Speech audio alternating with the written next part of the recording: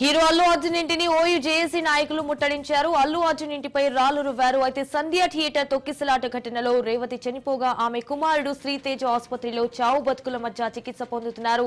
రేవతి శ్రీతేజ కుటుంబానికి న్యాయం చేయడంలో అల్లు అర్జున్ విఫలమయ్యారని వారు ఫ్లక్కార్డులతో నిరసనకు దిగారు. ఇంటి గేటు ముందు నిరసన నిర్వహించారు. సో ఆ తర్వాత నిరసన కారులో కొందరు ఒక్కసారిగా అర్జున్ ఇంటిపై రాళ్లతో దాడికి దిగారు. ఇంటి రిటర్నింగ్ వాల్ పైకి ఎక్కి రాళ్లు విసిరారు. రేవతి కుటుంబాన్ని ఆదుకోవాలని ఓయూ జేఏసీ నాయకులు డిమాండ్ చేశారు. పోలీసులు వారిని అడ్డుకోవడంతో తోపులాట సాగింది. ఆందోళనకారులను పోలీసులు చెదరగొట్టినట్టున్నారు. అల్లు అర్జున్ చేసిన వ్యాఖ్యలపై కోమటిరెడ్డి స్పందించారు. సీఎం రేవంత్ రెడ్డి సినీ నటుడు అల్లు అర్జున్ వెంటనే క్షమాపణ చెప్పాలని మంత్రి కోమటిరెడ్డి వెంకటరెడ్డి డిమాండ్ చేశారు. తన ఇమేజ్ దెబ్బతీశారంటూ సీఎం వ్యాఖ్యలపై ఎదురుదాడిగా మాట్లాడటం సరికాదన్నారు. ఆసుపత్రిలో చికిత్స పొందుతున్న బాలుడు శ్రీతేజ్ ను పరామర్శించేందుకు లీగల్ టీం ఒప్పుకోలేదనటం హాస్యాస్పదమన్నారు. అసెంబ్లీలో ఈ విషయాన్ని ప్రస్తావిస్తే ఇమేజ్ దెబ్బతిన్నదని అంటున్నారు. ముఖ్యమంత్రి రేవంత్ రెడ్డిని మర్యాదపూర్వకంగా కలిశారు ఎంపీ ధర్మపురి అరవింద్. ఇటీవల కేంద్ర కేబినెట్ జగిత్యాల, నిజామాబాద్ జిల్లాలో నవోదయాలు ఏర్పాటు చేసింది. ఈ నేపథ్యంలో జూబ్లీహిల్స్ లోని సీఎం నివాసంలో జగిత్యాల ఎమ్మెల్యే సంజయ్ కుమార్ తో వెళ్లి కలిశారు. ఈ సందర్భంగా 2 జిల్లాల్లో నవోదయాల ఏర్పాటుకు భూమిని రాష్ట్ర ప్రభుత్వం భూమిని అందజేయాలని అరవింద్ కోరారు. చిత్తూరు జిల్లా కుప్పంలో చంద్రబాబు సతీమణి నారా భువనేశ్వరి పర్యటించారు. మహిళలతో ముఖాముఖి కార్యక్రమంలో పాల్గొన్నారు. ఇటు చంద్రబాబు దూరదృష్టితో ఆలోచిస్తున్నారని అన్నారు. మహిళల ఎదుగుదల రాష్ట్రానికి, దేశానికి ఎంతో అవసరమని అన్నారు. మహిళలు ఎప్పుడు ఉన్నత స్థితికి చేరుకుంటారో అప్పుడే సమాజం అన్ని విధాలుగా అభివృద్ధి చెందుతుందని నారా భువనేశ్వరి అన్నారు. అల్లు అర్జున్ పై ఎమ్మెల్సీ వెంకట్ ఫైర్ అయ్యారు. అల్లు అర్జున్ తన మాటలకు వెనక్కి తీసుకోవాలని డిమాండ్ చేశారు. రేవతి చనిపోయిన మరుసటి రోజు అల్లు అర్జున్ తన ఇంటి వద్ద టపాసులు కాల్చారని, ఈ ఘటనపై అల్లు అర్జున్ ఆత్మ పరిశీలన చేసుకోవాలని మాట్లాడాలని సూచించారు. అయితే నిన్న ప్రెస్ మీట్ పెడుతున్నారంటే పశ్చాత్తాపం ప్రకటిస్తారనుకున్నారని, కానీ అంతా జరగలేదు. కుప్పం పర్యటన నిమిత్తం విచ్చేసిన నారా భువనేశ్వరి ఈ రోజు వీకోట అగ్రికల్చరల్ మార్కెట్ యార్డ్ ఆవరణలో ఏర్పాటు చేసిన సుజల వాటర్ ప్లాంట్ ప్రారంభోత్సవ కార్యక్రమం పాల్గొన్నారు. ఈ సందర్భంగా పలమనేరు శాసనసభ్యులు శ్రీ ఎన్ అమర్నాథ్ రెడ్డి మరియు మండల టీడీపీ నాయకులు ఆమెకు ఘన స్వాగతం తెలియజేశారు. ఈ సందర్భంగా ఏర్పాటు చేసిన సమావేశంలో ఎమ్మెల్యే అమర్నాథ్ రెడ్డి నియోజకవర్గ అభివృద్ధిలో తెలుగుదేశం ప్రభుత్వం చేపడుతున్న కార్యక్రమాలపై వివరించారు. కేటీఆర్ అరెస్టు కావడం ఖాయమని టీపీసీసీ అధ్యక్షుడు ఎమ్మెల్సీ మహేష్ కుమార్ గౌడ్ చెప్పారు. ఫార్ములా ఈ రేసింగ్ వల్ల ఎవరికి లాభం జరిగిందని ఆయన ప్రశ్నించారు. కానీ ఇందులో 55 కోట్ల ప్రభుత్వ సొమ్ము ప్రైవేటు పరం చేశారని మండిపడ్డారు. 10 ఏళ్లు తెలంగాణ ఎంత దోపిడీ, ఇటు వివక్షకు గురైందో చూశామని, ప్రజాప్రభుత్వంలో ఎవరు గాంధీభవన్ తలుపు తట్టినా వారిని సమస్యలు పరిష్కరిస్తామని చెప్పారు. కాంగ్రెస్ సర్కార్ విద్య, వైద్యానికి పెద్ద పీట వేస్తుందని చెప్పారు. అల్లు అర్జున్ కు కేంద్ర మంత్రి బండి సంజయ్ బాస్టుగా నిలిచారు. తెలుగు సినిమా ఇండస్ట్రీపై పగబట్టినట్లుగా రేవంత్ రెడ్డి వ్యవహరిస్తున్నారని మండిపడ్డారు. సంధ్య థియేటర్ ఘటనలో మహిళా మరణాన్ని ప్రతి ఒక్కరూ ఖండించారని, శ్రీతేజ్ కోలుకోవాలని ప్రతి ఒక్కరూ కోరుకున్నారని తెలిపారు. అందరూ ఆ కుటుంబానికి బాసటగా నిలిచారన్నారు. అసెంబ్లీలో ఎంఐఎం సభ్యులతో ప్రశ్న అడిగించుకుని సినిమా లెవెల్లో కథ అల్లిమల్లి సమస్యను సృష్టించారన్నారు. సీఎం రేవంత్ రెడ్డికి AP BJP chief Purandeswari counter ఇచ్చారు. సంధ్య థియేటర్ ఘటనకు అల్లు అర్జున్ బాధ్యుడు కాదని, తొక్కిసలాట ఘటన అల్లు అర్జున్ ప్రేరేపించిందని కాదని అన్నారు. అయితే కేసులో మిగతా వారిని అరెస్టు చేయకుండా అల్లు అర్జున్ మాత్రమే అరెస్టు చేయడం సరికాదన్నారు. సంధ్య థియేటర్ ఘటనపై తెలంగాణ డీజీపీ జితేందర్ స్పందించారు. సంధ్య థియేటర్ తొక్కిసలాట ఘటన దురదృష్టకరమన్నారు. అల్లు అర్జున్ కు తాము వ్యతిరేకం కాదన్నారు. చట్ట ప్రకారం చర్యలు తీసుకుంటామని డీజీపీ తెలిపారు. పౌరులుగా అందరూ బాధ్యతాయుతంగా ఉండాలని డీజీపీ సూచించారు. పౌరుల భద్రత, రక్షణ అన్నిటికంటే ముఖ్యమన్నారు. ఆయన సినీ హీరో కావచ్చు కానీ క్షేత్రస్థాయి పరిస్థితులు అర్థం చేసుకోవాలన్నారు. పౌరుల భద్రత కంటే సినిమా ప్రమోషన్ ముఖ్యమైన అంశం కాదన్నారు. ఇలాంటి ఘటనలు పౌరుల భద్రతకు మంచిది కాదన్నారు డీజీపీ. నాగర్ కర్నూలు జిల్లా ఉమామహేశ్వరంలో తాగునీటి ఇబ్బందులు లేకుండా ఉండేందుకు 5 లక్షల ఎస్డీఎఫ్ నిధులతో చేపట్టనున్న పనులకు ఎమ్మెల్యే వంశీకృష్ణ భూమి పూజ చేశారు. దేవాలయానికి వచ్చే భక్తులకు ఎలాంటి అసౌకర్యం కలగకుండా అన్ని ఏర్పాట్లను చురుకుగా చేయడం జరుగుతుందన్నారు ఎమ్మెల్యే. అందులో భాగంగా 5 లక్షల నిధులతో మిషన్ భగీరథ ద్వారా ఉమామహేశ్వరం దేవాలయం వరకు తాగునీటి పైప్ లైన్లను ఏర్పాటు చేయడం జరుగుతుందని అన్నారు. బౌన్సర్లకు హైదరాబాద్ సిపి గట్టి వార్నింగ్ ఇచ్చారు. పబ్లిక్ ప్రైవేట్ ఈవెంట్స్ లో పోలీసులను బౌన్సర్లు టచ్ చేస్తే కఠిన చర్యలుంటాయని హెచ్చరించారు. ఎటువంటి ఘటనలు జరిగినా వారు భద్రతిచ్చి వీఐపీలదే బాధ్యత అన్నారు. నాగర్ కర్నూలు జిల్లా కల్వకుర్తి పట్టణ కేంద్రంలో రాష్ట్ర స్థాయి 10వ క్రాస్ కంట్రీ అథ్లెటిక్ ఛాంపియన్షిప్ పోటీలు నిర్వహించారు. రాష్ట్ర వ్యాప్తంగా జరగనున్న ఈ ఛాంపియన్షిప్ పోటీలలో 33 జిల్లాల నుంచి 2000 మంది క్రీడాకారులు పాల్గొనున్నట్లు కల్వకుర్తి ఎమ్మెల్యే కసిరెడ్డి నారాయణరెడ్డి తెలిపారు.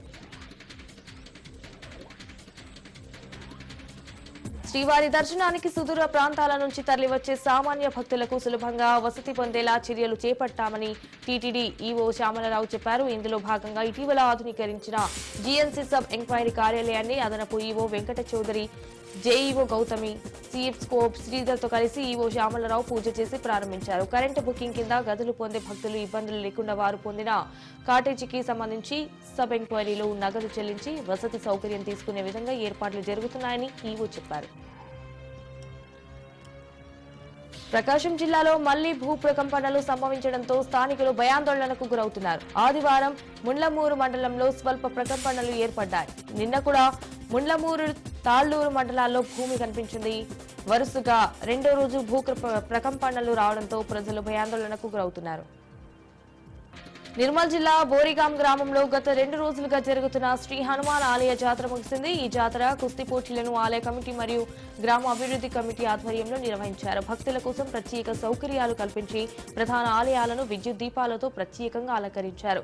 కన్నుల పండుగగా బోనాల శోభయాత్ర ప్రధాన వీధుల గుండా అంగరంగ వైభవంగా కొనసాగింది.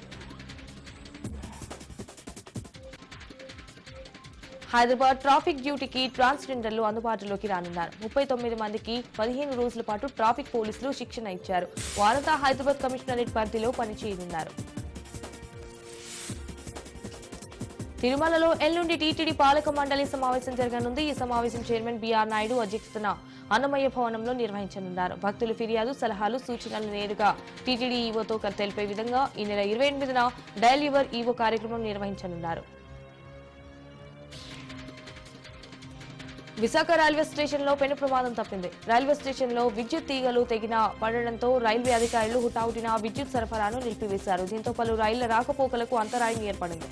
అయితే ఎవరికి ప్రమాదం జరగకపోవడంతో రైల్వే అధికారులు ఊపిరి పీల్చుకున్నారు. ఏపీలో ఇసుక దోపిడీపై ఏసీబీ అధికారులు విచారణ చేస్తున్నారు. వైసీపీ ప్రభుత్వంలో ఏపీ ఖనిజాభివృద్ధి సంస్థ నుంచి ఇసుక కాంట్రాక్టర్ జేపీ పవర్ వెంచర్స్ ఇసుక తీసుకుని అమ్మేసుకున్నట్లు యంత్ర పరికరాలు తీసుకుని వినియోగించుకుని వాటి డబ్బులు మాత్రం చెల్లించలేదని విచారణలో తేలినట్లు అధికారులు తెలిపారు.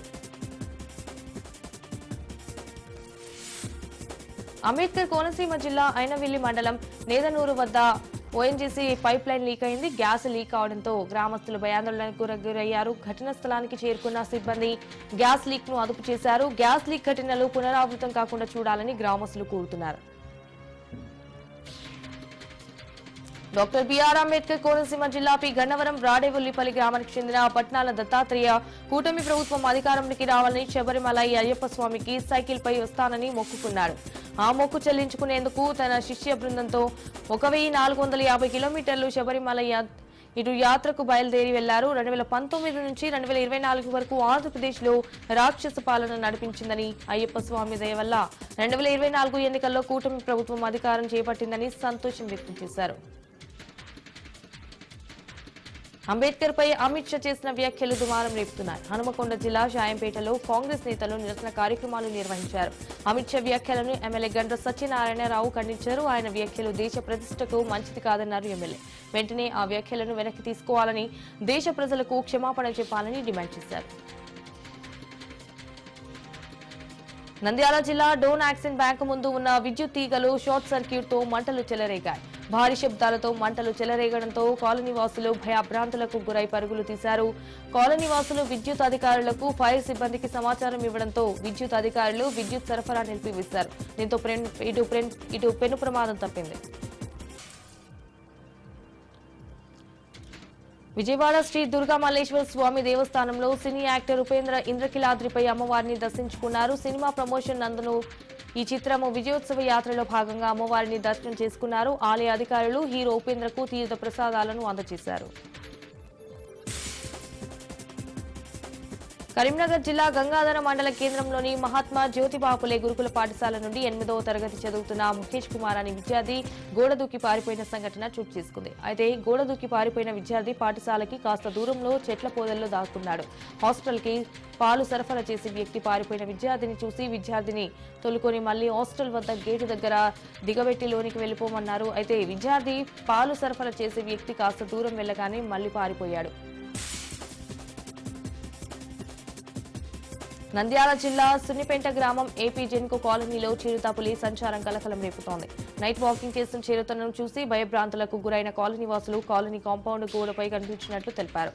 కాలనీవాసులు అటవీ శాఖ సిబ్బందికి సమాచారం అందించారు. సంఘటన స్థలాన్ని పరిశీలించి అటవీ శాఖ అధికారులు కాలనీవాసులను అప్రమత్తంగా ఉండాలని సూచించారు. సమగ్ర శిక్ష ఉద్యోగుల నిరసన కార్యక్రమం నేటికి 13వ రోజు కొనసాగుతోంది. హైదరాబాద్ బషీర్బాగ్ డీఈఓ కార్యాలయం నుండి ఉద్యోగులు బోనాలతో ర్యాలీగా నిరసన తెలిపారు. అమ్మవారు ముఖ్యమంత్రి రేవంత్ రెడ్డి మనసు మార్చాలని బోనాలతో అమ్మవారికి కోరుకున్నారు. ముఖ్యమంత్రి రేవంత్ రెడ్డి ఇచ్చిన హామీ ప్రకారం తమ 19,000 మందికి సమగ్ర శిక్ష ఉద్యోగులను పర్మనెంట్ చేయాలని డిమాండ్ చేస్తూ తెలంగాణ సంస్కృతి బోనాలతో వినూత్న రీతిలో ర్యాలీ నిర్వహించారు. ప్రపంచానికి నైపుణ్య రాజధానిగా మారే సత్తా భారత్కు ఉందని ప్రధాని నరేంద్ర మోదీ చెప్పారు. రెండో రోజు ప్రధాని మోదీ క్యూవైట్లో పర్యటిస్తున్నారు. తొలి రోజు ప్రవాణ భారతీయులతో నిర్వహించిన హలా మోడీ కార్యక్రమానికి ప్రధాని మోదీ మాట్లాడారు. నైపుణ్యం, ప్రతిభ ఇప్పుడు ప్రపంచానికి ఎంతో అవసరమని, మరికొన్ని దశాబ్దాల పాటు ఇలాంటి అవసరాలు తీర్చగలిగే స్థాయి యువత భారతదేశంలో ఉంటారని చెప్పారు. భారత్ నుంచి ఇక్కడికి రావడానికి మినిమం అందరికీ 4 గంటల సమయం పడితే భారత ప్రధాని ఇక్కడికి రావడానికి 4 దశాబ్దాల సమయం తీసుకుందని తెలిపారు. ఇంధన రంగంలో బలమైన చారిత్రకమైన బంధాలున్న భారత్, కువైట్ దానిని భాగస్వామ్యంగా మార్చుకునే అవకాశం ఉందని కువైట్ వారసత్వం కునాకు ఇచ్చిన ఇంటర్వ్యూలో మోడీ చెప్పారు. కాంగ్రెస్ ఎంపీ లోక్సభ ప్రతిపక్ష నేత రాహుల్ గాంధీకి ఉత్తరప్రదేశ్ కోర్టు నోటీసులు జారీ చేసింది. పార్లమెంట్ ఎన్నికల ప్రచారంలో కులగణనపై రాహుల్ చేసిన వ్యాఖ్యలు బరేలీ జిల్లా కోర్టు నోటీసులు ఇచ్చింది. జనవరి 7న కోర్టుకు హాజరు కావాలని నోటీసుల్లో పేర్కొంది. లోక్సభ ఎన్నికల ప్రచారంలో రాహుల్ గాంధీ చేసిన వ్యాఖ్యలపై చర్యలు తీసుకోవాలని పంకజ్ పాఠక్ అనే వ్యక్తి కోర్టుని ఆశ్రయించారు. ముందుగా ప్రత్యేక ఎంపీ ఎమ్మెల్యే కోర్టులో పిటిషన్ దాఖలు చేయగా విచారణకు తిరస్కరించింది. దీంతో పిటిషనర్ జిల్లా కోర్టుని ఆశ్రయించారు. రాహుల్ వ్యాఖ్యలు దేశంలో విభజనను, అశాంతిని ప్రేరేపించే విధంగా ఉందని, కోర్టు జోక్యం అవసరమని పిటిషన్లో పేర్కొన్నారు. దీనిపైన విచారణ చేపట్టిన బరేలీ కోర్టు రాహుల్ గాంధీకి నోటీసులు పంపింది. ఆంధ్రప్రదేశ్కు ముప్పు తప్పింది. తీవ్ర వాయుగుండం అల్పపీడనంగా మారింది. అయితే రాబోయే 3 రోజుల వర్షాలు కురిసే అవకాశం ఉంది. విజయనగరం, శ్రీకాకుళం, పార్వతీపురం, మన్యం జిల్లాలో భారీ వర్షాలు కురుస్తున్నాయి. తీరం వెంబడి గంటకు 55 కిలోమీటర్ల వేగంతో ఎదురుగాలులు వీస్తున్నాయి. మత్స్యకారులు వేటకు వెళ్లొద్దని అధికారులు హెచ్చరించారు. మహిళల అండర్ 19 ఇటు ఆసియా కప్ టోర్నీలో యువ భారత్ అదరగొట్టింది. టోర్నీలో అపజయమెరగని నీకి ప్రసాద్ సారథ్యంలోని భారత జట్టు కౌలాలంపూర్లోని జరిగిన ఫైనల్లో బంగ్లాదేశ్ను మట్టి కరిపించింది. దీంతో ఆసియా క్రికెట్ కౌన్సిల్ తొలిసారిగా నిర్వహిస్తున్న టోర్నీని టీమిండియా సొంతం చేసుకుంది. తొలుత బ్యాటింగ్ చేసిన భారత్ 117 పరుగులకు పరిమితమైంది. స్వల్ప లక్ష్యాన్ని ఛేదించగలకపోయిన బంగ్లా జట్టు 76 రన్స్కే ఆలౌట్ అయింది. దీంతో 41 రన్స్తో విజయం సాధించి యువ భారత్ టోర్నీని విజేతగా నిలిచింది.